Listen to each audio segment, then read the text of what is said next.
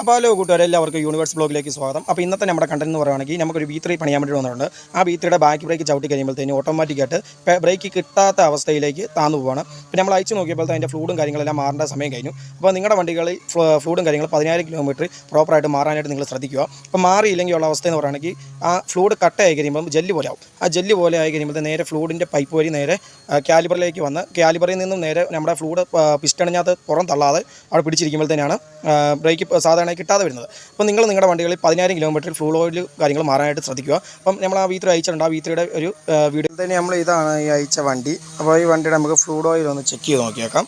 അപ്പോൾ ഈ fluid oil check ചെയ്യാനായിട്ട് ഇവിടെ ഒരു 10 മിനിറ്റ് ഒരു ബോൾട്ട് ഉണ്ട്. ആ ബോൾട്ട് ഒന്ന് നമുക്കൊന്ന് ലൂസാക്കേണ്ടതായിട്ടുണ്ട്.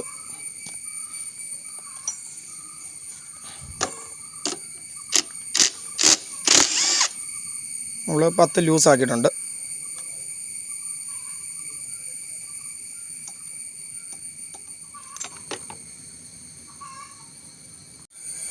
അപ്പം ഹലോ കൂട്ടുകാരെ, അപ്പോൾ നമുക്കൊന്ന് ഫ്ലൂഡിൻ്റെ ക്യാപ്പ് നൂരിയേക്കാം.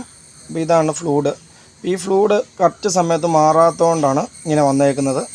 ഈ ഫ്ലൂഡ് കണ്ടോ, ഈ ഫ്ലൂഡ് കറക്റ്റ് സമയത്ത് മാറണം. അപ്പോൾ ഇത് മഞ്ഞ കളറിൽ ഇരിക്കേണ്ട ഫ്ലൂഡ് ഇപ്പം കരിയോല് പോലത്തെ ഒരു അവസ്ഥയിലാണ് ഇരിക്കുന്നത്. അപ്പോൾ ഈ ഫ്ലൂഡും കാര്യങ്ങളും നിങ്ങൾ കറക്റ്റ് സമയത്ത് 10,000 മാറാനായിട്ട് ശ്രദ്ധിക്കുക. മാറിയില്ലെന്നുണ്ടെങ്കിൽ ഇപ്പം ഇതുപോലെ നമുക്ക് അയക്കേണ്ട ഒരു അവസ്ഥയാണ് വന്നിരിക്കുന്നത്.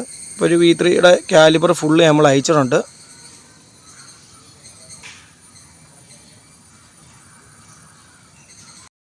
അപ്പോൾ ഹലോ കൂട്ടുകാരെ, അപ്പോൾ ഈ വീഡിയോ നിങ്ങൾക്ക് എല്ലാവർക്കും ഇഷ്ടപ്പെടുന്നത് നമ്മൾ കരുതുന്നു. അപ്പോൾ ഇതുപോലെയുള്ള പുതിയ വീഡിയോ ആയിട്ട് നമ്മൾ ഇനിയും വരുന്നത്. അപ്പോൾ ഞങ്ങളുടെ യൂണിവേഴ്സ് ബ്ലോഗ് എന്നുള്ള യൂട്യൂബ് ചാനൽ ഒന്ന് സബ്സ്ക്രൈബ് ചെയ്ത് ഇൻസ്റ്റ ID ഒന്ന് ഫോളോ ചെയ്യുക.